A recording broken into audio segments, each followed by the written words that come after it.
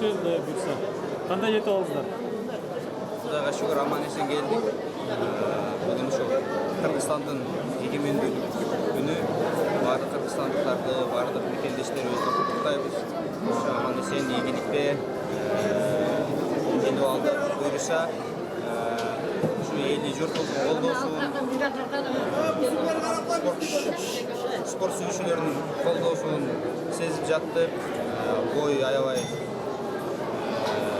жакшы, мындай бир элдердин баарын бир сүрдөтүп кайра мындай өзүнүн жакшы бир сезимдер менен өттү.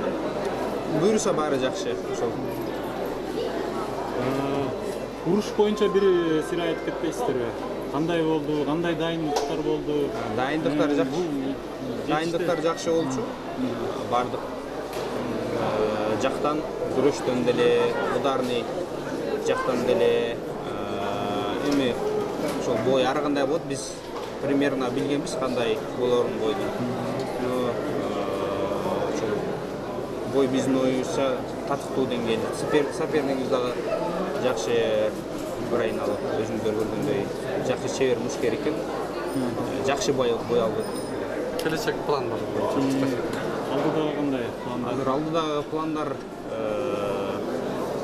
ошол жанагы матчмейкерлер менен дагы, анан кийин ошо M1 Global организациянын президенти Вадим Фелькенштейн мен дагы ошол бойдон кийин сүйлөшүүлөр болду.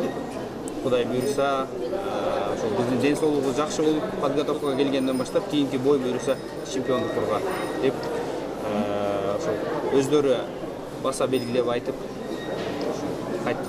Келерки план эми буйрса чемпиондуктурга жете алышабыз.